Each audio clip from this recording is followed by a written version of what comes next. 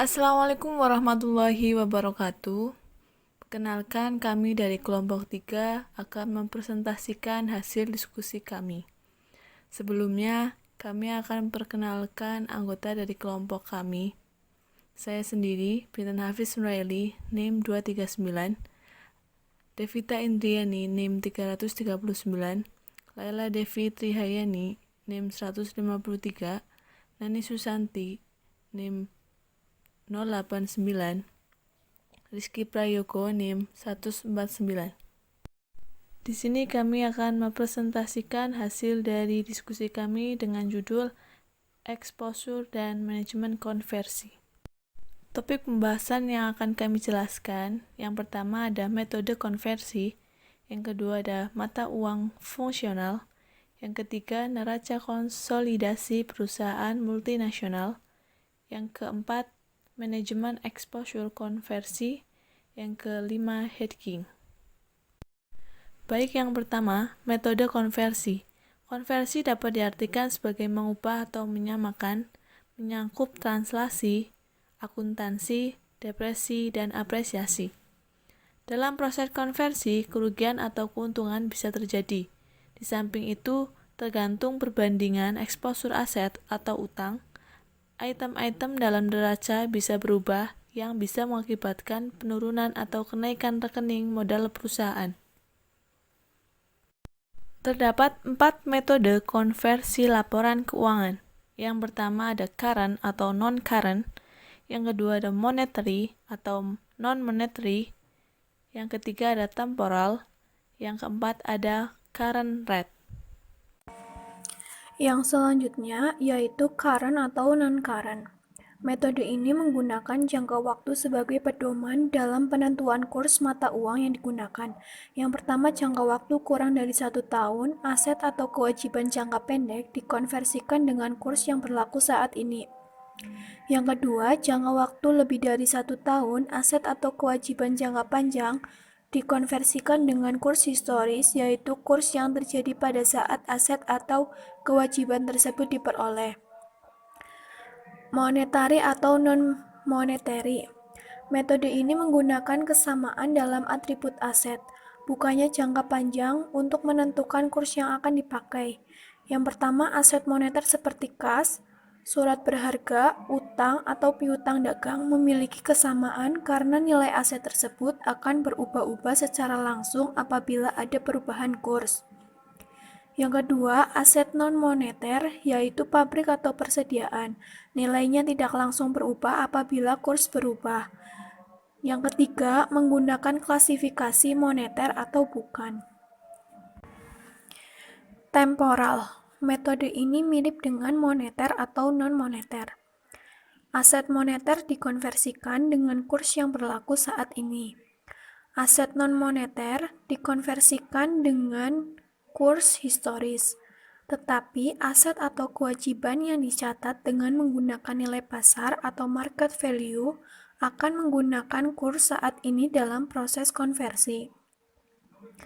Menggunakan kriteria apakah aset atau kewajiban dicatat dengan menggunakan harga pasar atau harga perolehan. Current rate. Metode ini merupakan metode paling sederhana. Aset atau kewajiban dalam neraca dikonversikan dengan menggunakan kurs saat ini. Mata uang fungsional. Mata uang fungsional adalah mata uang pada lingkungan ekonomi utama di mana entitas beroperasi. Faktor penentu denominasi mata uang fungsional. Yang pertama, indikator aliran kas. Yang kedua, indikator harga penjualan. Yang ketiga, indikator pasar penjualan. Yang keempat, indikator biaya. Yang kelima, indikator pendanaan. Dan yang terakhir, transaksi dalam perusahaan dan indikator perjanjian. Mata uang pelaporan yaitu mata uang yang digunakan dalam menyajikan laporan keuangan. Neraca konsolidasi perusahaan multinasional. Bagi perusahaan yang memiliki satu atau lebih anak perusahaan, biasanya akan menggunakan laporan keuangan dalam bentuk laporan keuangan konsolidasi. Saat satu perusahaan untuk membeli perusahaan yang lebih kecil yang dapat melengkapi bisnis primer dan membuatnya lebih kuat. Perusahaan yang lebih kecil atau anak perusahaan dapat membantu profitabilitas perusahaan induk sambil juga terus beroperasi sebagai entitas yang terpisah. Tujuan dari penyusunan laporan keuangan ini adalah untuk memberikan gambaran objektif secara keseluruhan mengenai posisi keuangan dan aktivitas perusahaan, sehingga kelompok yang berkepentingan seperti investor maupun auditor dapat memahami kondisi yang ada pada anak perusahaan maupun induk perusahaan. Fungsi laporan keuangan konsolidasi. Yang pertama, mengetahui efek entitas anak perusahaan terhadap induk perusahaan dalam jangka panjang. Yang kedua, memberikan informasi paling mutakhir kepada tim manajemen perusahaan induk mengenai kinerja anak perusahaan yang dimiliki.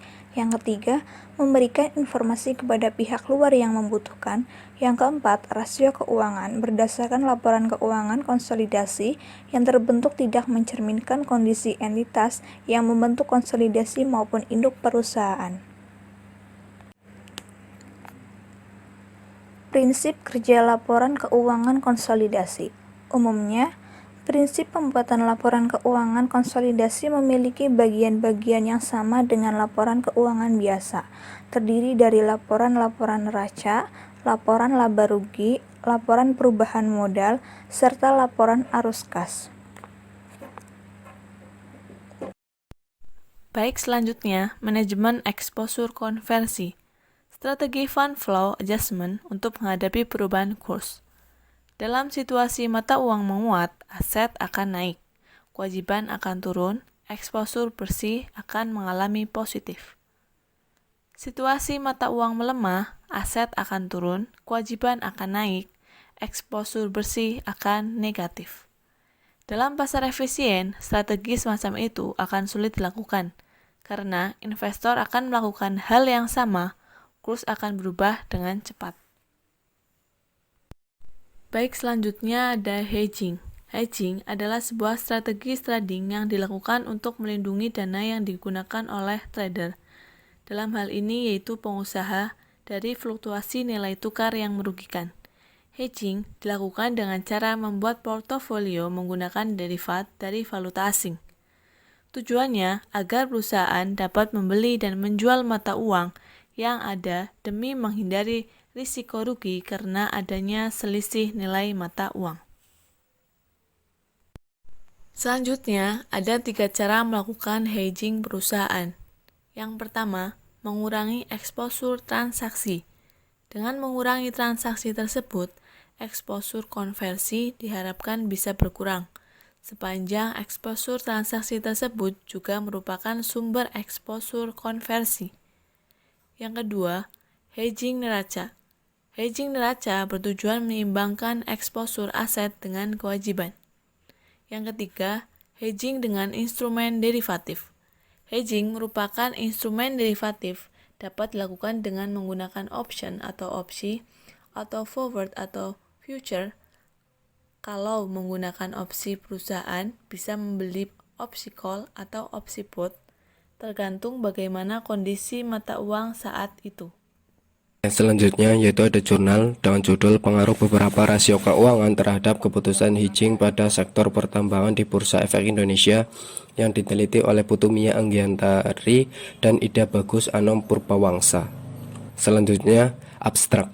Perusahaan yang melakukan perdagangan internasional akan terkena dampak perubahan nilai mata uang asing yang tidak terduga, sehingga perusahaan perlu melakukan hedging instrumen derivatif. Penelitian ini bertujuan untuk menganalisis pengaruh beberapa rasio keuangan seperti likuiditas, leverage, dan profitabilitas terhadap keputusan hedging instrumen derivatif. Penelitian ini menggunakan data sekunder yang berasal dari laporan tahunan perusahaan. Populasi adalah perusahaan pertambangan yang terdaftar di BEI periode 2016-2018. Pengambilan sampel menggunakan purposive sampling dengan 33 perusahaan dianalisis dengan analisis regresi logistik. Hasil penelitian ini menemukan bahwa likuiditas berpengaruh negatif signifikan terhadap keputusan hedging instrumen derivatif. Leverage berpengaruh positif signifikan terhadap keputusan hedging instrumen derivatif. Profitabilitas berpengaruh negatif signifikan terhadap keputusan hedging instrumen derivatif. Ketepatan data prediksi probabilitas hedging instrumen derivatif pada perusahaan sebesar 2018 dan sisanya sebesar 72% dijelaskan oleh variabel lain di luar model. Selanjutnya, latar belakang masalah. Penggunaan mata uang asing dapat menimbulkan terjadinya risiko dalam transaksi internasional. Risiko tersebut yaitu risiko fluktuasi kurs valuta asing. Christian dan Bajra 2017. Risiko ini akan selalu mempengaruhi aktivitas perdagangan internasional, khususnya perusahaan multinasional yang ada di Indonesia.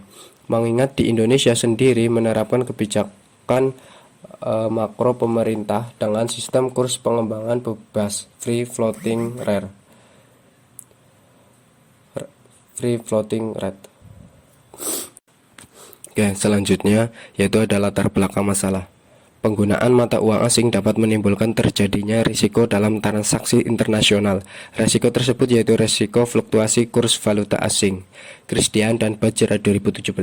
Risiko ini akan selalu mempengaruhi aktivitas perdagangan internasional, khususnya perusahaan multinasional yang ada di Indonesia.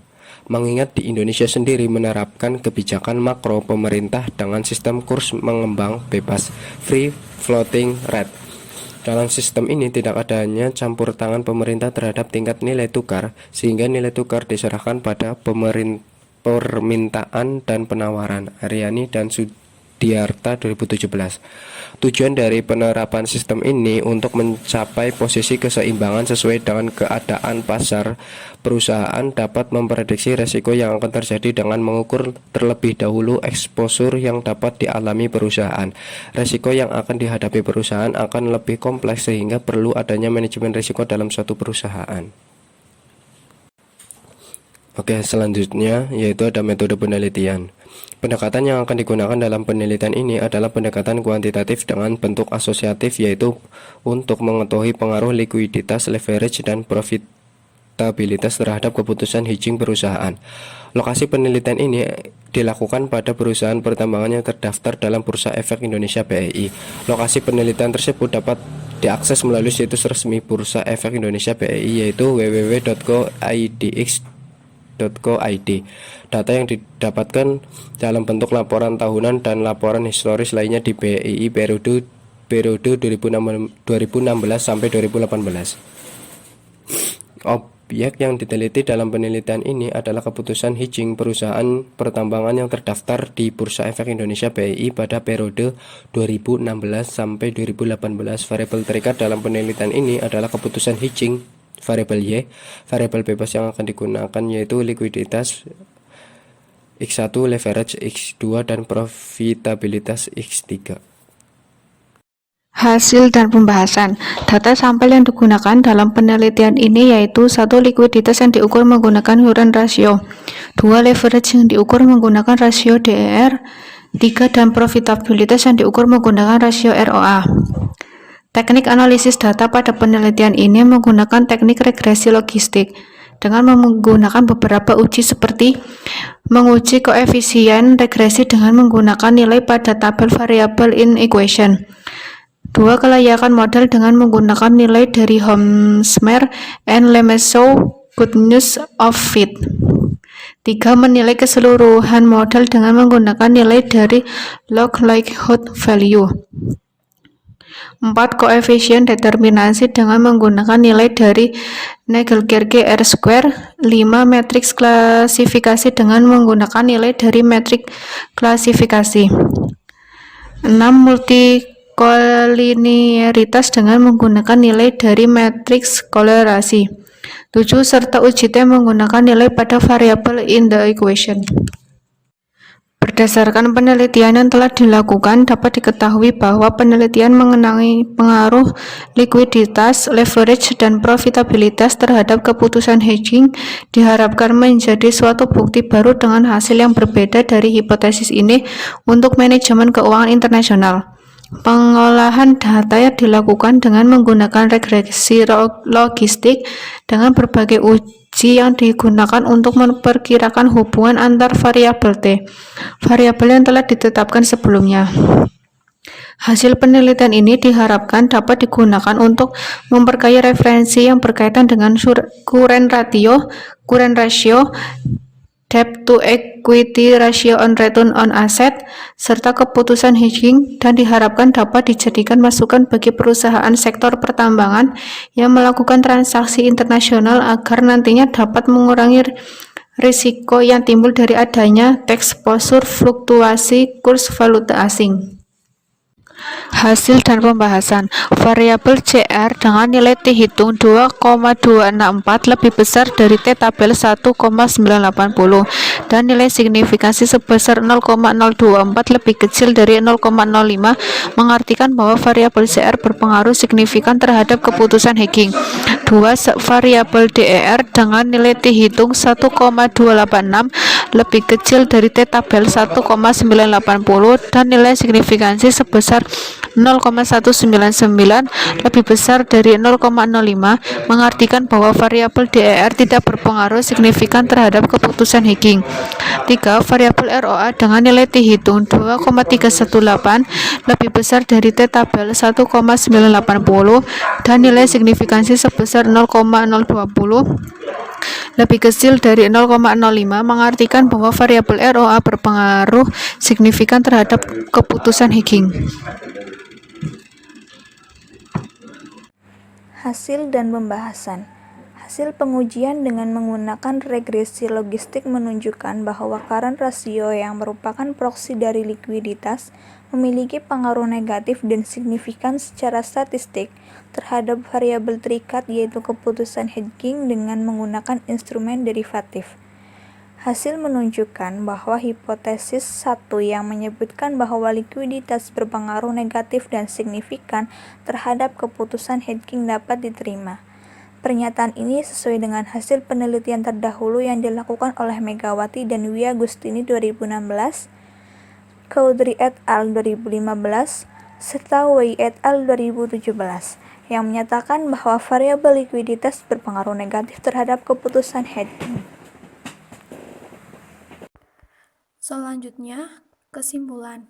Hasil penelitian menunjukkan bahwa likuiditas memiliki pengaruh negatif dan signifikan terhadap keputusan hedging, yang berarti bahwa semakin liquid suatu perusahaan atau tingkat likuiditas yang tinggi, maka semakin kecil resiko fluktuasi mata uang yang dialami, sehingga perusahaan cenderung tidak menerapkan keputusan hedging.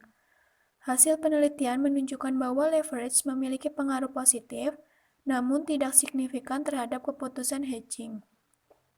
Hasil penelitian menunjukkan bahwa profitabilitas memiliki pengaruh negatif dan signifikan terhadap keputusan hedging, yang berarti bahwa perusahaan dengan tingkat profitabilitas yang tinggi sedikit kemungkinan mengalami resiko fluktuasi mata uang, sehingga tidak diperlukannya keputusan hedging untuk meminimalisir resiko. Bagi perusahaan pertambangan yang memiliki tingkat hutang yang tinggi diharapkan menggunakan kebijakan hedging ketika melakukan transaksi internasional agar perusahaan mampu mengurangi bebas hutang yang dimiliki dari resiko fluktuasi kurs valuta asing. Bagi perusahaan pertambangan dengan tingkat profitabilitas yang rendah, diharapkan menggunakan kebijakan hedging ketika melakukan transaksi internasional agar perusahaan dapat menghindari resiko-resiko seperti fluktuasi kurs valuta asing. Peneliti selanjutnya disarankan dapat meneliti lebih lanjut mengenai faktor-faktor yang mempengaruhi keputusan hedging, selain dari variabel dalam penelitian ini dengan menggunakan perusahaan sektor yang berbeda yang terdapat di Indonesia. Berikut pemaparan dan penjelasan dari kelompok kami. Kurang lebihnya kami mohon maaf. Wassalamualaikum warahmatullahi wabarakatuh.